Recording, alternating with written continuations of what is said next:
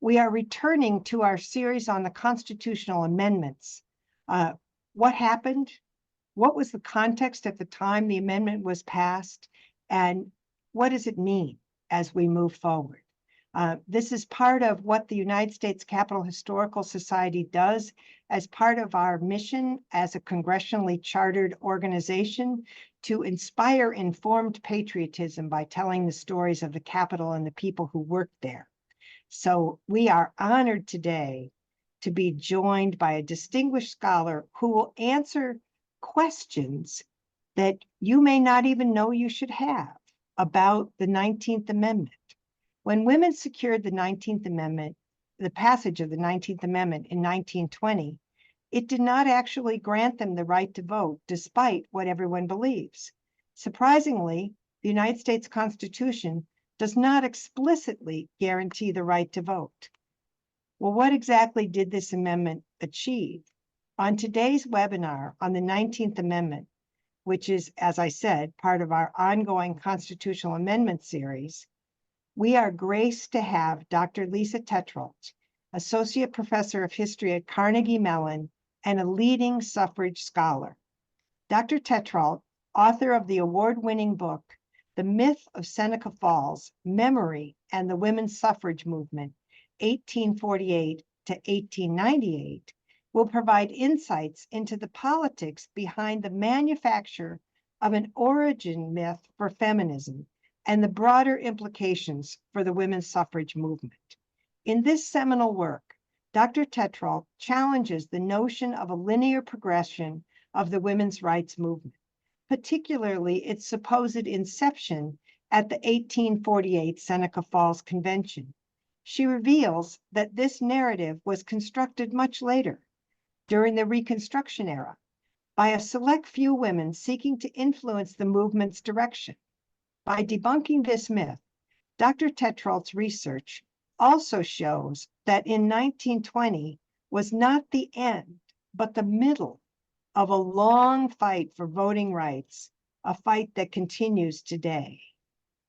Dr. Tetrault is the author of this prize-winning book, is a frequent commentator on the suffrage centennial, and served as a historical consultant about the 19th Amendment for the National Constitution Center, the Woodrow Wilson House, Ancestry.com, as well as documentaries that PBS did on the vote, Amend, streaming now on Netflix, and has been a recipient of fellowships from the National Endowment for the Humanities, Harvard's Radcliffe Institute, the Smithsonian Institute, the Library of Congress, and is honored to, we are honored so much, Dr. Tetrault, for you to join us today.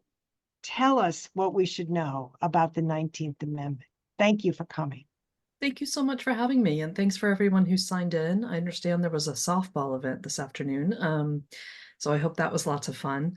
My book on Seneca Falls is different than the work I'm going to do today around the 19th Amendment, which is my more recent work. Looking at the language of the amendment, one of the things that surprised me during the centennial was how little I had actually considered the amendment itself, like its text. So that's what I'd like to spend some time talking about today. It looks like it popped me off of slide preventers. Just a minute. There we go. During the centennial, I'll talk for about 35, 40 minutes or so, maybe a little less, and then I'm happy to take any questions anyone has. This is going to be a really quick run through sort of the founding of the nation until the present, so buckle up. All right, during the centennial, the recent centennial for the 19th Amendment in 1920 is when it passed and ratified. There were a lot of things generated, and here is one example, for example. The years that women got the so-called right to vote in different countries. And you'll see that the United States is 1920, signaled here by the 19th Amendment. But it has this interesting asterisk behind it. And if you go down to the key, it says not all women got the right to vote. And you may have heard that during the centennial. A lot of people were talking about how this wasn't the moment when all women got the right to vote. Some people said, for example, well, we'll get to that. And I want to talk about the kind of conventional story about 1920, which is this idea that Tennessee House ratifies, right? This is in August of 1920. We'll get to this story again later. It's a good one. And this gives the women of the entire nation vote this fall. This is a headline from the Lowell Sun in Massachusetts after the passing of the ratifying of the amendment. And then if you go to today, you get this same kind of conventional story. Here's from ourdocuments.gov.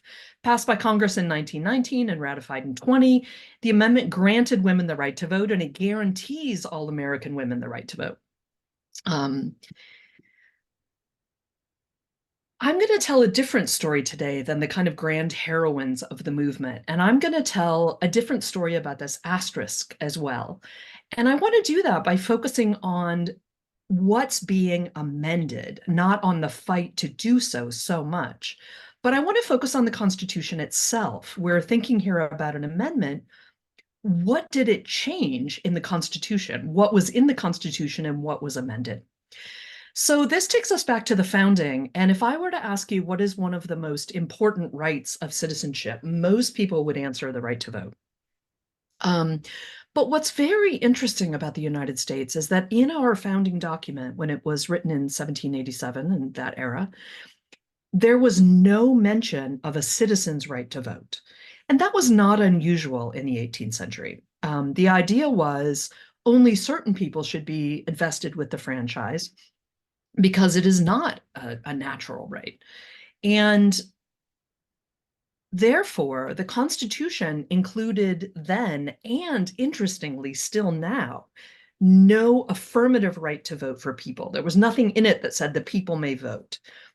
So what the Constitution, and there was a debate about doing that, but everybody said no. So what they did instead is delegate creating voters to the states.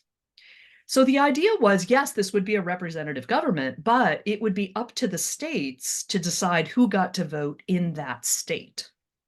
So in each state, in their state constitutions, the states would include, here are the 5 criteria you have to meet in order to be a voter. All right. So in other words, if you meet these criteria, you may access voting. And if you don't meet these criteria, you may not access voting. All right. Then I'm going to skip forward and talk about how at the founding, primarily the main criteria outside of the general things of age and residency and things was property. But by the 1820s and the 1830s, all states began to drop property requirements, and they began to institute 2 new criteria that were not universal at the beginning. That voters had to be white and that voters also had to be male. Not all states did that at the founding. But by the 1820s and the 1830s, all states in the United States have the criteria that one be white and male. That was the reason folks of color couldn't vote and the reason women couldn't vote. All right, and those are the 2 words we're going to track today. We know that there was a women's rights movement that grew up at this same time that voting became white and male. As the story goes, as many of us know, it grows out of the anti-slavery movement, at least the conventional women's rights movement, over the 1830s and 1840s. This movement is quite unusual in that it's biracial and co-ed, which was quite radical at the time. And then it's often said that this movement gets kicked off for the vote in Seneca Falls in 1848, this town in upstate New York. And then over the 1850s, there is a discernible women's rights movement in the United States that has a whole host of demands, voting just being one of them. They wouldn't call themselves a suffrage movement. And this involved all kinds of women and lots of women who were doing other kinds of rights activism. But these people would have never dreamed of proposing a constitutional amendment. They never pursued a constitutional amendment for voting, even though they were pursuing voting. No one thought you could use the Constitution for voting rights. That wasn't a function of the Constitution. Everyone knew that was a function of the states. So when these folks tried to seek voting rights, what they did was go to the state constitutions and go to each state legislature and say, would you please get rid of the word male, right? That is a voting requirement. So that was how this group pursued suffrage. So then the question arises, well, and this would have included Elizabeth Cady Stanton, lots of other people.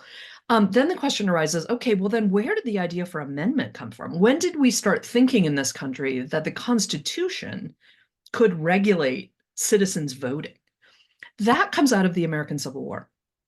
The Civil War settles two things. One, that chattel slavery, at least as a legal institution, will be, will cease to exist in the United States. And secondly, that we will remain a union. And with the idea of chattel slavery being ended, one new question faces the United States during this period after the war called Reconstruction. What is the status of freed people? Are they going to be equal citizens on the same terms as white folks? Are they going to be governed by a new code of laws, not called slavery, that will be distinct and separate? And this fight breaks out. And there are many, many competing visions for what the world ought to look like post-slavery. But one of the things that does happen for complicated reasons is we get the ending of slavery with the 13th Amendment. We get birthright citizenship with the 14th Amendment, making freed people equal citizens of the United States. We get equal protection. And then we get the 15th Amendment. And the 15th Amendment is a brand new innovation and quite controversial when it's created. It says that, well, the debate is we want to enfranchise freedmen. How will we do that? Congress decides. This is the first time Congress has ever had a debate on the voting rights of its citizens. This is not something Congress discusses. So they passed the 15th Amendment, and there are many different versions proposed, some which would have created a right to vote for citizens in the Constitution, some of which didn't. And the one that passed didn't do that. The one that passed said this, that the right of citizens to vote, so they put that phrase in the Constitution, we'll get to that, shall not be denied or abridged by the United States or by any state on account of race, color, or previous condition of servitude. That was Section 1. Section 2 said Congress shall have the power to enforce. This is the first time that the Constitution had been used to govern the states, right? So this did not create a right to vote, as you see. What it did, and in fact, it doesn't even mention Black men. It just says states and the United States may not discriminate in voting on account of race, color, or previous condition of servitude. So what did that do? If we go back to our two words that we were looking at before, it strikes this word white, right? You may now no longer use as a state a racial qualification. So the word white falls, but the word male does not fall. That's why African-American women or Hispanic women or other folks are not enfranchised by the 15th Amendment. But it does not confer anything upon Black men, which some people had wanted to do in this era. And Congress was like, I don't think we want to do that, or at least a lot of white Congress people were. So with that, though, millions of African-American men begin voting around the country. And there is a period of intense biracial democracy across the South, where most African-Americans still live. And this group, that biracial, co-ed, abolitionist women's rights group following the American Civil War, scrambles and says, okay, slavery is now defeated. What's our next agenda? They begin to organize into something called the American Equal Rights Association to say, our next agenda is going to be voting for everyone. And they say, we want voting for African-American men, we want voting for African-American women, and we want voting for white women, right? We want voting for everyone. But when their agenda meets the 15th Amendment, there is a big split inside the movement, because the 15th Amendment only does part of that, right? It only strikes the word white, not the word male. Elizabeth Cady Stanton and Susan B. Anthony famously, as the 15th Amendment passes Congress and goes to the states for ratification, say, no, we will not support the 15th Amendment. It is an abomination against the white women of America. Famously, at a meeting in 1869, as this organization figures out how to support the ratification of the 15th Amendment, Douglas and Stanton Elizabeth Cady Stanton, one of the leading suffragists, will get into a very vicious fight on stage. And Stanton will say, I will not be governed by the ignorant Negro Sambo. She invokes all sorts of racist tropes against Irish men and Chinese men, arguing that these men will now govern the educated white womanhood of America and it will be degrading. And Frederick Douglass, on the other hand, is watching recently freed people across the South and elsewhere in this country being slaughtered by white people, right? The war is not over for them. Their lives now have very little value, that they're not property to white people and they're being slaughtered. And Frederick Douglass says, we must have the vote now to protect our lives. We are having our brains dashed out on the pavement. We are being hung from lampposts. Give us the vote now to protect our lives. And Stanton says no. Anthony says no. And they bolt and they leave this organization. Meanwhile, there are Black women at this event as well, of course, who are quickly falling out of the debate because womanhood is being positioned as white, Blackness is being positioned as male. And Frances Ellen Watkins Harper, who is a poet, a teacher, a lecturer, an anti-slavery and women's rights activist, says we cannot divide this issue, right? We are all bound up together. And she will make one of the very common critiques of Black feminism, which is that we must be intersectional. But she does not hold the day. These women break and form the first national women's suffrage association in the United States, called the National Women's Suffrage Association. And this is really when we get a women's rights agenda, at least one of them, that is suffrage-based, not just a women's rights agenda with suffrage within it. Their allies are shocked. They can't believe that Stanton and Anthony are engaging in this racist behavior about Black men and opposing the 15th Amendment. They will say, okay, if we're not going to be included in the 15th Amendment, we want a 16th Amendment that strikes the word male. We want to be included, right, in this constitutional revision.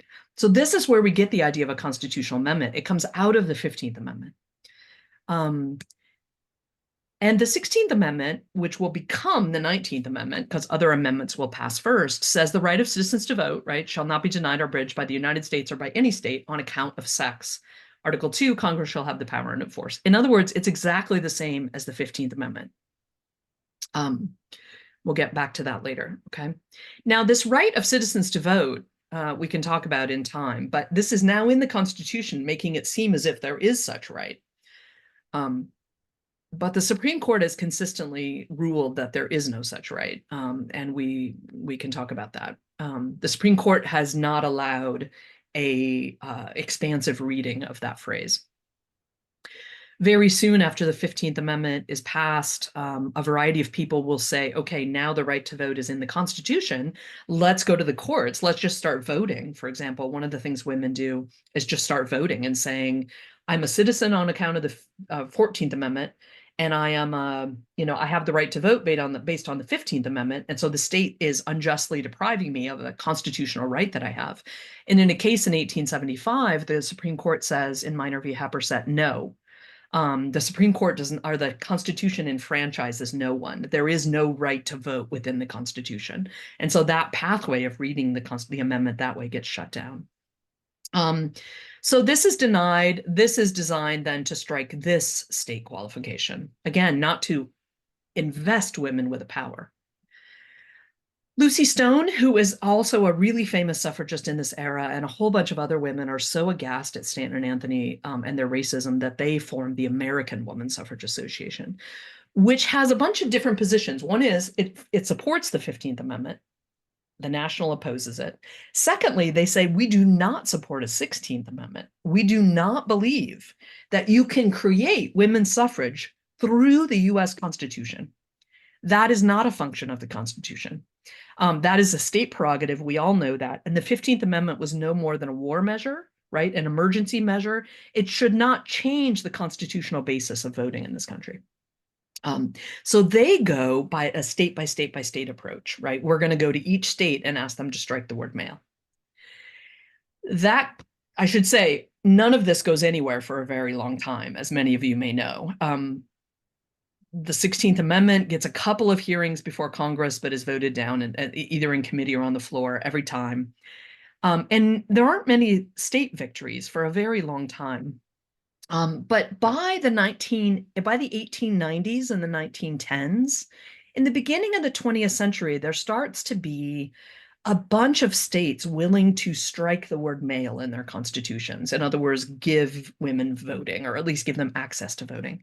And so here's a really famous lithograph from 1915 from Puck magazine, which is Votes for Women, right? We've got this kind of progressive story. And for reasons we don't quite understand, the West was the first to do this en masse. So all these states here in 1915 have already dropped the word male, meaning women are voting in those states on the same terms as men. It does not mean all women are voting. It means you have to meet the criteria and then you can vote. And you see here this kind of optimistic idea that, you know, people everywhere are clamoring for the expansion of democracy. So as that starts to happen, there start to be all kinds of victories at the state levels. By the time you get to Congress passing the 19th Amendment, this is what the state landscape looked like. This is in 1919, just on the eve of the passage of the 19th Amendment by Congress. All these salmon-colored states were states that had struck the word male already, you know, through agitation by the movement. So women are voting by the millions prior to the 19th Amendment, all right? Millions of women are voting. And then in all these denim-colored states right here, I'm sitting here in Pennsylvania, you're sitting here in DC, or elsewhere, those allowed women to vote on no terms whatsoever. There was zero women's voting, right? No suffrage. But then there's all these middle colors, and those are something called partial suffrage. In those states, again, because states set the criteria for voting, even after the 19th or 15th Amendment, those states allowed women to vote in some types of elections. So you'll see light blue was presidential suffrage, gray was presidential and municipal. This is local school elections, the raspberry color, and then municipal suffrage. So in other words, in some types of elections, women were able to vote, but not in all elections. And you often hear that the 19th Amendment enfranchised white women, but not women of color. And that's not quite true either. There was, well, let me go. Oh, yeah. Let me say this first, sorry. So during this time as well, Elizabeth Cady Stanton and Susan B. Anthony and Lucy Stone, all these early leaders, all kind of die or fade out of the movement. And in 1890, the two organizations merge into the very creatively named National American Woman Suffrage Association. Anthony will be the de facto leader until 1900, and then she'll turn over the presidency to Carrie Chapman Catt, one of the first women to get a college degree in the United States from the University of Iowa State. And Catt will lead NAWSA. And people don't ever say the National American Woman Suffrage Association because it's such a mouthful. So what they say instead is NAWSA. So she'll lead NAWSA through the ratification of the 19th Amendment. Carrie Chapman Catt herself, when she takes office in 1900, thinks that the federal amendment is a dead issue. She thinks what we have to do is go state by state by state, and then kind of like dominoes, that will eventually bring about a federal amendment. So again, we're looking at this, and this is the story I thought I was going to tell a second ago. That idea that only white women got the right to vote is also not true because it depended on what the state did. So Black women in Chicago, for example, were organized around and with Ida B. Wells, who was one of the leading civil rights crusaders of her era. She was an anti-lynching crusader, a journalist. She was an all-around powerhouse. If you don't know her story, I encourage you to look into it. And in 1913, if we go back to this map, you'll see that women got presidential and municipal suffrage in Illinois. And Ida B. Wells is living there, and she organizes Black women in Chicago to start voting in 1913. They then create the Alpha Suffrage Club, and they're voting because there is no race qualification or other disenfranchising qualification in Illinois. They're voting starting in 1913, and they're voting en masse, and they elect some of the first Black office holders from the state of Illinois to Congress and also to the Chicago City Council. Back to the story of the amendment. Like I said, Catt wants this to be a state-by-state fight. Then we get the fact that social organizing is always very messy and divided, and we get this young woman shows up, Alice Paul. Younger generation. She has just come back from Britain, and the Britain movement is very radical. And she also wants to join the US movement, but also thinks she wants to go straight for a amendment. This woman is old school. Her idea is we are going to curry the favor of politicians. We are going to be on our utmost ladylike behavior, and we will bring them around to the fact that we are deserving of voting. Alice Paul, on the other hand, says, no, I'm going to go straight to politicians and make them miserably uncomfortable. I'm going to be as disruptive as possible so that they have no choice but to end their misery by enfranchising me. You might imagine these two didn't get along too well. She joins Nassau, and she gets permission to go to DC and organize a massive suffrage parade. No one's ever organized a massive parade, nonviolent parade in Washington, DC before. This is one of the first times, except for a Poor People's Army, Coxey's Army, that people have like taken to the streets and done a peaceful protest in the name of social change, which now is a really common event in Washington, D.C. She gets permission, she goes and she organizes this massive parade. And here on the float is the amendment, right? She's saying we are bringing back the amendment. There's a couple things about the parade, though. She organizes it on the eve of Woodrow Wilson's inauguration. He's about to go into the presidency the day after. And when he shows up in town, nobody's at the train station to greet him or anything because everyone's out in the streets, tens of thousands of people watching this parade of women from all over the country. The parade turns violent. The crowd starts to attack the women for being kind of out of their home sphere and in the streets. The police don't protect them. A variety of people end up in the hospital with injury. It becomes kind of a debacle. The next day, Alice Paul is delighted because she has the headlines. And she is upstaging Woodrow Wilson's inauguration. He's becoming president, but the headlines are all about the parade in Washington, D.C., about women's suffrage and how he doesn't support it. She then gets kicked out of Nassau because Carrie Chapman Catt is not enamored with the fact that she has created this melee. And she will then form the National Women's Party. Alice Paul will. You may know of the many theatrics that led up to the passing of the amendment. Those are all the National Women's Party. The National Women's Party will start doing things like picketing the White House in 1917. When the United States joins World War I, many people assume that the picketers will lay down their pickets because you don't protest a wartime president. They do not. And in fact, Woodrow Wilson is starting to argue that we are protecting the world for democracy. And they start using his speeches to show what a hypocrite he is, not supporting it in the United States they argue, for women. This is their flag. You probably might know this flag. Eventually, Woodrow Wilson has had enough and he gets them arrested. But the thing is, they're not breaking any laws, and you're not allowed to arrest people in the United States for their political speech, at least not theoretically. So they jerry-rig a charge, and they say that they are, check this out, obstructing traffic. They're on a sidewalk way back, but they're obstructing traffic in the street somehow, and this is a offense for arrest. They plead, not guilty, and they refuse to play the sign, and they are put in jail. They are put in the Occoquan workhouse, where eventually, this is Lucy Byrne, a close ally of Lucy Stone, eventually they go on a hunger strike. They are force-fed. They take a tube and put it down their throat and pour kind of eggs and milk mixed up, goes into their stomach. These women are vomiting. Alice Paul will have digestive problems for the rest of her life. And eventually they are released. And when they are released, Woodrow Wilson goes before Congress and says, I now support women's suffrage. I want you, Congress, to pass, this now 19th Amendment. And Congress does in 1919. For a variety of reasons. One was the United States looked bad on an international stage, and Alice Paul kind of held them to it. And two, women in Nassau provided tons of wartime service, and that's often a claim for sort of inclusion. So passed, interestingly, because of all those voting women out in the West, there is a woman in Congress who gets to vote for the 19th Amendment, and that is Jeannette Rankin, who's the first woman to go to Congress. She is elected as a Republican from Montana. And she is elected in 1917, I think. And so she's there to vote for the amendment in 1919. Again, this is not the beginning of women voting or being politically in office.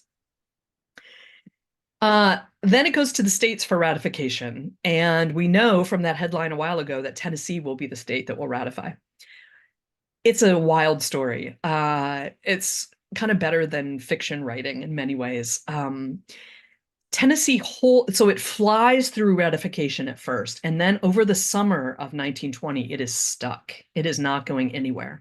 And they have to get Southern states to ratify it because they're just by numbers, sheer numbers. It's required that some Southern states do it, or they can't get to the count they need. You need 3/4 of the states. And Tennessee decides to hold a special legislative session just to denounce the amendment, just to vote against it.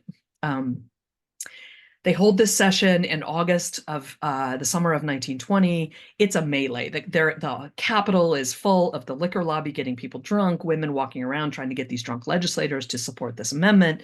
I mean, it is a circus. The next day the vote happens. The vote's going down, and it loses by one, or it's about to lose by one. And then this young man, who's 20 some years, young 20s, 23, I think, the youngest member of the Tennessee legislature, who had voted against, has this letter from his mother in his breast pocket. And she had written him and said, please support the amendment. I've been watching the news and trying to figure out what your stance is, and I can't figure it out. Make sure you vote for it. Help Mrs. Cap put the rat in ratification, she says. And she tells him to, quote, be a good boy and vote for the amendment. And he decides at that moment, as he's watching it go down, that he can't be on the wrong side of history, and he changes his vote. And with that, it goes down by one. It goes over by one. Like after the not millions, but thousands of votes that have taken place, it finally clears by one, and Tennessee ratifies, and it's the last state needed. And it goes back to this headline that we started with, right? Giving women of the entire nation vote this fall. Guaranteeing women the right to vote. Let's look at the amendment. Here's the full amendment, based exactly on the 15th. The right of citizens to vote shall not be denied or abridged by the United States or by any state on account of sex, and Congress shall enforce. This does not give women anything, much like it didn't give Black men anything. What it does is, in any state where this word still existed, as a disqualifying qualification, you're no longer allowed to use that according to the US Constitution. This amendment, just like the 15th, regulates the states, what they are and are not allowed to do in terms of creating voters. But the states still get to create voters, right? They're still the ones who set the criteria. The Constitution does not. It's just that these two criteria now are federally banned. So why is it that we say that women of color didn't get to vote by this amendment? And again, that's not uniform. It depended on where you lived. The reason is many millions of women start voting after the 19th Amendment. Millions were already voting. Millions begin voting, okay? And millions still can't vote. And that's the story we're going to head to right now. That is because that at exactly the same time this story is going on, 1890 to 1915, another simultaneous story is going on that is not so triumphant. While we see kind of this idea of a progressive march of democracy here, these Black men who were voting are also being simultaneously disenfranchised in this same era. And I think this is another reason that the 19th Amendment passes, is because this disenfranchisement work has just been done at the state level. And that is done through, in 1890, Mississippi begins passing things like poll taxes and literacy tests. This is the beginning of Jim Crow in 1890, and the demise of the biracial democracy that had governed the South prior. And we get literacy tests, poll taxes, all of which are very racially administered, but none of which technically violate the 15th Amendment, because the 15th Amendment simply said you can't use the word race, previous condition, right, or color. None of these technically use that word. People immediately bring challenges to the United States Supreme Court, right? This is violating my right to vote. And the Supreme Court says there is no right to vote. So this doesn't violate anything. It's perfectly in line with the 15th Amendment. They may disenfranchise you with literacy tests and poll taxes. So across the many, many states that did this, which included New York, by the way, this wasn't just a Southern phenomenon, women who of color got ensnared in, or poor white women got ensnared in literacy tests and poll taxes. Even though the word male was now not in their way, a literacy test and a poll tax had just been erected. And many people argue, and I would be one of them, that part of the reason the 19th Amendment passes is because white supremacists in the US Congress know that by passing the 19th Amendment, they are not going to be enfranchising women of color, because they're going to be ensnared in these newly created state obstacles that are racially targeted. That said, though, many women of color go, and many Black women in particular, go and start trying to register to vote in 1920. And they're arguing for the restitution of Black men's voting rights and their own voting rights. These Black women will continue to organize, and they will go to the flagship organizations. They will go to Alice Paul and others and say, yay for the 19th Amendment, and we have this massive disenfranchisement campaign going on. We can't vote. Let's continue the fight. And Alice Paul and Carrie Chapman Catt and others will say, no, our fight is victorious. Our fight is won. You are on your own. And there was a very, very ugly racial tension within the movement, and a lot of sidelining of Black women and their needs and their demands, and other women of color as well. So these women will continue to organize, both for their own voting and for the restitution of Black men's voting. And their victory in some ways will come in the 1965 signing of the Voting Rights Act, which is a triumphant and wonderful story, and also a deeply depressing story, because the signing of the Voting Rights Act opens by saying this is an act to enforce the 15th Amendment, right? This is 100 years later, and we're finally enforcing the 15th Amendment. So the Voting Rights Act, though, does not create a voting right in the way we might imagine as one we positively possess that people can't abridge. What it does is say it sends down people to register African Americans to vote, gets rid of literacy tests. There had already just been an erasure of poll taxes with the 24th Amendment, and it also, so no more literacy tests, right? And you might know that literacy tests were not fair instruments. They sound reasonable, right, if you believe in such a thing, but they would say things like how many bubbles are in a bar of soap, or they would be, really arcane pieces of state jurisprudence. And I mean, it would be like how many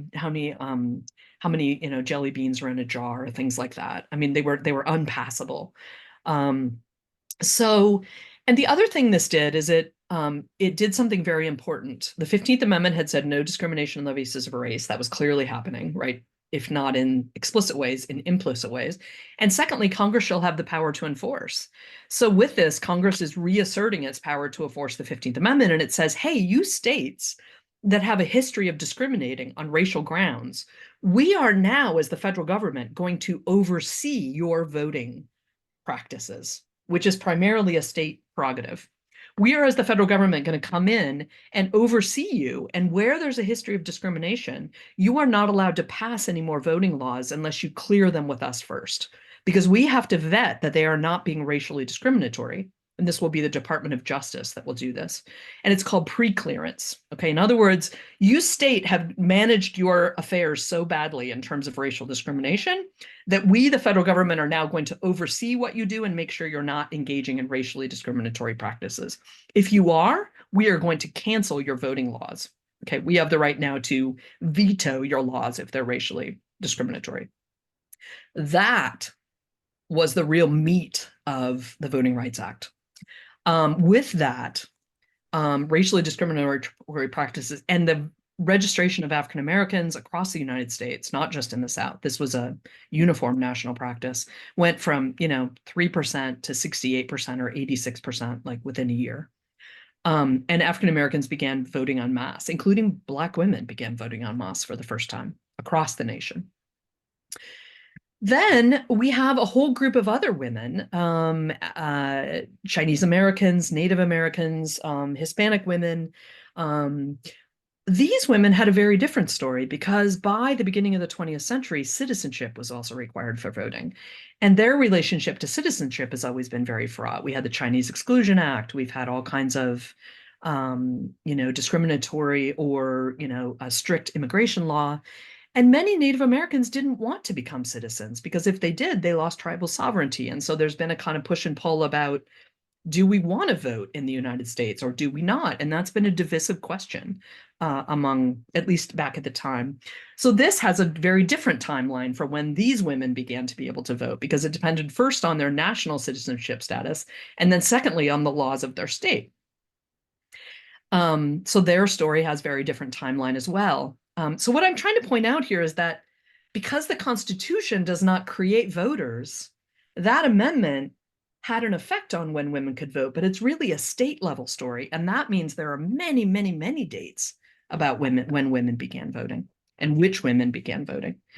Then just to top it off, we've had a real reversal since. There was a longstanding idea in the United States that people should be able to vote and that voting was kind of a right that we should protect. And then in Shelby County v. Holder in 2013, the Voting Rights Act was gutted. They said basically in the Voting Rights Act that preclearance was a violation of states' rights. And that in many ways, racial discrimination in voting was a thing of the past. And so there was no longer this need for federal oversight of these targeted places with histories of discrimination. And in the majority decision by Chief Justice John Roberts, they basically said preclearance, you can't do it. You're not allowed. This formula you're using is not accurate. And so with that, federal oversight of places with histories of racial discrimination disappeared. Texas, for example, leading up to this decision, had a racially discriminatory voter ID law. Voter ID laws don't have to be discriminatory, but they can be written in ways that are discriminatory, and this one was. And so the DOJ had struck that down under preclearance and said, you can't put that law in effect in Texas. 2 hours after the Shelby County decision, Texas put in place its racially restrictive voter ID law. And this has led to now a kind of allowance again for the states to kind of do whatever they want, to pop up new ideas. So in some ways, I think of this, one way to kind of, oversimplify, but maybe usefully think about this history is the states pop up criteria that you need to meet to vote. A social movement comes along and strikes down a criteria, right? And strikes down another criteria using the power of the federal government, either Congress or the Constitution. And then the states say, okay, we will never use these criteria again, but we'll create these new criteria, right? We'll create these criteria over here. And then a social movement comes along and strikes down this one. So it's kind of like a game of whack-a-mole, right? That the states, what's really key to understand here is that we have never changed our Constitution to create a right to vote for citizens. That does not exist in our Constitution. All that exists is some social movements using federal power to police the states on very small grounds, which the states have figured out ways to then just create different obstacles that don't use that language. I will add that while I opened saying this was quite common in the 18th century to have this idea, it is no longer common. We are a real outlier right now in constitutional democracies because most constitutional democracies, there are about 180 in the world right now, all of them except a handful, and the United States is the leader here, have an affirmative right to vote written into their governing charter. Citizens have a right to vote that may not be abridged, right? Except for, whatever cases a polity may decide is reasonable, age, things like that. And so now the United States is a real outlier. And one question we should ask is why haven't we created a right to vote? And every time we talk as if we have, we erase the realization and the reality that we do not have a right to vote in the present, and that we may have a criteria popped up by our state that could stand in our way of voting anytime. And many people argue that's happening en masse right now in the United States. So I will close there by talking about this map again, going back here and saying that in some ways, that asterisk, which I was trying to talk to you about today and kind of give you a new understanding of what that means, you could also argue that 1920 doesn't even belong on this, that the United States should have a blank there, because one of the things the United States has never done is created a right to vote for women, right?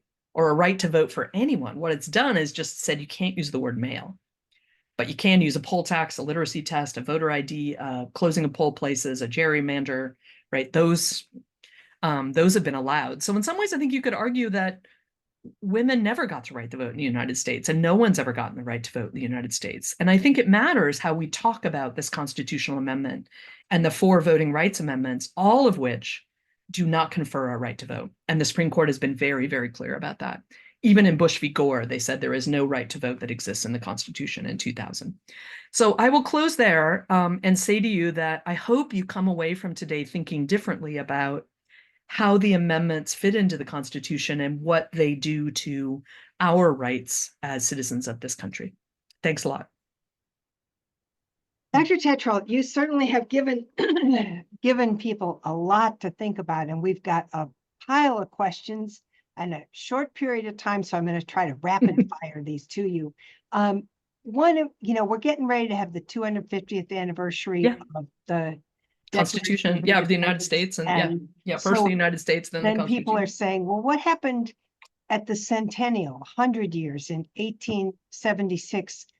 That was a moment when, where were we on the concept of, is that when we were going state by state? Is that when? Oh, yeah. So the centennial, was 1876. Right. So it was just a couple years after the American Civil War. It was right during that period of Reconstruction.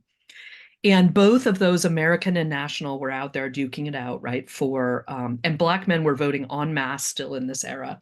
Although met with extreme vigilante violence, I should point out. I mean, but there was no legal obstacle to Black men voting yet. There were no Jim Crow laws.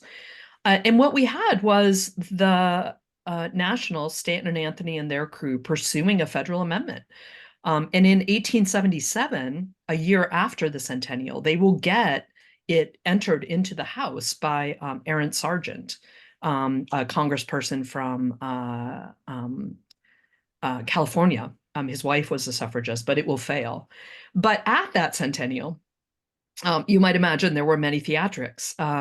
The women of the National asked for time to protest, right, during the centennial, that they didn't have the right to vote, and they were denied it. So when the president couldn't come for some reason, I can't remember, the vice president was there, and they stormed into his address and went onto the stage and gave their, grievance of the women of of the women of America for their disenfranchisement. But again, they're thinking of themselves in kind of white terms here. But so there was a lot of protest about women's suffrage at this event that was quite famous. And meanwhile, Lucy Stone and her crew are going along and having all kinds of state campaigns. There are many, many, many votes at the state level. Unfortunately, they all fail, partly because of the procedural difficulty. You have to get it passed in 2 successive state legislatures, to get voting. And so, but there were, in 1877, Colorado has a big, 76, they have a big referendum that fails. So there's a lot of agitation all over the ground in this era, in the centennial era. And looking at this, is there any movement to look at the second part of the 14th Amendment as a vehicle to try to secure the right? Is there any movement by whom, when? You mean during this era? During this era, during, when the women decided, various people, the debate ended up with the 19th Amendment. Was there ever an attempt to try to see why are they not, why can't we use the second part of the 14th Amendment to secure the right to vote for, not just for women, but for, people who are denied the right to vote all across the board? Yeah, I mean, many people argue that we could be using the 14th. So for those of you who don't know, the second part of the 14th Amendment, or one part of the 14th Amendment, it has many parts, says that if you have unequal representation, right? If you're discriminating on the basis of race, I'm assuming this is the part you're talking about, that you shall have your congressional representation reduced. Is that the part you're talking about? Yes. Mm-hmm. Yeah. And many people right now, I don't know if you know this, but there is a movement afoot right now in the United States to create an affirmative right to vote in our Constitution. Many people don't know about it because they don't know that we need such a thing. Mark Pocan of Wisconsin introduces an amendment pretty regularly. It was a position of the Democratic National Committee for a while. Richard Hassan, a voting rights expert at the University of UCLA, I think, just wrote a book called A Real Right to Vote, arguing that we ought to create a federal affirmative right to vote in the Constitution, which, like I say, all other constitutional democracies have. So there is a movement for that right now. And there was one, there wasn't one so much then because Black men were voting and they were taking cases to the United States Supreme Court. And what the United States Supreme Court does, unfortunately, is not allow people to use that amendment or the 15th Amendment in a robust way. So they come with arguments that you might be persuaded by, right? There is massive violence, for example, right, that is interfering with our right to vote, and the Supreme Court says, nah, we're not too concerned with that, and and they start making all kinds of really narrow interpretations of these amendments. And the movement that women undergo in this era that is right in the 1870s, it's called the New Departure Campaign. And it's led by a woman that you should also look into named Victoria Woodhull, who's a very interesting figure. They start arguing, hey, we're trying to do this congressional thing, either at the federal or the state level. To heck with the congressional thing. We should just use the courts. Okay, we have the 14th and the 15th Amendments, which creatively read in the ways you're saying in other ways. We're citizens, we have a right to vote, right? The Constitution already enfranchises women. All we need to do is start voting, get arrested, and then test our argument at the judicial level, get the judicial level to affirm it. Voila, we have voting, right? And that was a big campaign over the 1870s. And that's why Susan B. Anthony, for example, famously gets arrested for voting. It was that. She's not allowed to appeal her case, but Virginia Minor, who had been one of the architects of this idea, does appeal her case all the way up to the United States Supreme Court. And in 1875, in Minor v. Hepperset, that's Virginia Minor, the Supreme Court says the Constitution enfranchises no one. And the 14th and 15th Amendment enfranchise no one. And that's going to be a huge case, not just for women, but for African Americans, right? Because simultaneously they're bringing cases and the Supreme Court's saying the same thing. So in 1875, a year before that centennial celebration in 76, the Supreme Court is saying the Constitution enfranchises no one. No one is made a voter by the 15th Amendment, they say. And there is no right to vote in the Constitution, they say, even though the beginning of those amendments say the right of citizens to vote. They're like, that has no legal basis, they say. Sounds great, but it has zero legal basis in the Constitution. So there are all kinds of people trying to creatively use these amendments. It's that the Supreme Court is consistently striking them down. And that has been true since those amendments were ratified till today. There are people arguing right now today, right, that the 14th Amendment should be in. And we have the whole case of Donald Trump, right? It also says people who fomented insurrection cannot hold office in the United States, right? People are trying to bring that back. That just came back recently. Is he going to be on the ballot in Colorado? Is he, so, but then it's a question of what is the Supreme Court going to say about that? And they have consistently struck down a creative reading of the United States Constitution as giving people a right to vote, as vesting them with a right to vote. So it continues to show that the Supreme Court matters in every line of defense. It does indeed. Let me just give you one last sort of opportunity to put this in a nutshell. You have really put in perspective the whole question about the Constitution, the right to vote, the engagement of the women's movement, abolition, race. If you were going to wave your magic wand and use all of your historical knowledge and help us to move forward as a country that moves toward that more perfect union, would you amend the Constitution? And if so, what would you do? I think this is a question for democratic deliberation. I can certainly say what I think, but I say it as a citizen, not as an expert who has the right answer. I can tell you what happened in the past. I can tell you, ways we can think about that can help inform us now. I personally do think that it would be super helpful for us as a nation to have in our Constitution something that affirmatively gave the right to vote to citizens. Because what that would do is stop what we've had in the United States, right? Is state disbarment, state disbarment, state disbarment. Social movement strikes that down. Voting explodes. New state disbarment, voting declines, right? You know, disbarment, disbarment, disbarment. Social movement strikes it down. Voting explodes. Social movement, you know, conservative social movement, strike comes up with new disbarment, voting declines, right? It's been like this throughout United States history. It's been opening and closing, opening and closing. And that's because we still let the states do whatever the heck they want, except for this handful of things that the federal government prohibits. So to me, we could stop that level of state theft, right? If we created a federal amendment like all constitutional democracies in the globe now have. It is now normative for that to be the case. And we as a nation have never quite caught up to that democratic evolution.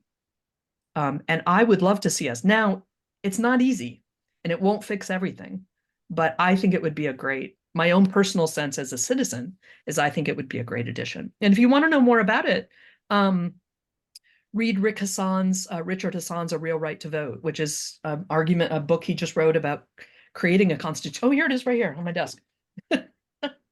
And, you know, he goes through how difficult it's going to be, right? Because who gets included? Who doesn't get included? Like, do people who have felonies still merit being disqualified? Do they not? You know, I mean, it's not straightforward, but it is, I think, a useful effort. And I think it would at least help curtail, if the courts upheld the amendment, right, this cycle of expansion, contraction, expansion done by the states. So, well, Dr. Tetrault, you are a great storyteller. no, thank you. That is really refreshing to hear history with a new light. You know, as we say, history doesn't change, but the way we look at history changes. Yes. And what we understand and who we understand is a continuing process. And that's why we exist, because we continue to tell history in a way that the public can grasp. You know, and we are so grateful for you taking the time to be with us and to share your ideas, your scholarship. We will tell everybody information about how to get your books and read more information as we move forward. And if you have other suggestions of books that people should read, we will include those in the follow-up note. And so, you know, we can— There are a bunch of them. Dr. Tetrault suggests that you also read blah, blah, blah, blah, blah. Because our folks are readers. They are real readers. There's a lot of great books out there. And a lot that were produced during the centennial that are, you know, much more nuanced and useful, I think, retellings of this history. So. Wow. We could go on forever, but we're going to let you go back to your work, and we're going to let our listeners go back to their day jobs, whatever that may be. We are grateful for you being with us. This is the mission of the United States Capitol Historical Society, to tell the history of our country in a manner that inspires informed patriotism, that encourages us to continue to strive for that more perfect union. And we are grateful for all of you who joined us today. We are grateful for all of you who support us. We remind you that while we are congressionally chartered, we are privately funded by you, your friends, and your neighbors. So thank you for those donations. We're coming to the end of our fiscal year, so you could always imagine trying to get things in before the 1st of July. It would be a great present to the country to support the United States Capitol Historical Society. So, Dr. Tetrault, keep up that amazing scholarship, and we hope that we will have a relationship with you over time. I look forward to that. And thank you for everyone for just caring and listening and engaging. And thank you for the work that you guys do at the Capitol Historical Society. Great. And we have a few upcoming events that we want to share with you. Sam, can you put that upcoming event slide up? Here we go. This is going to be very interesting. Thursday, July 18th, Yuval Levin has written a book about the American Covenant, how the Constitution unified our nation and could again. And Yuval Levin has been very, very thoughtful about how the changes in American society have influenced the changes in democracy. So please join us for his informative conversation after your 4th of July holiday, because we will continue to care about the country even when we're not doing fireworks. Thank you very much. We look forward to you joining us again. Be well. Have a good day. Goodbye.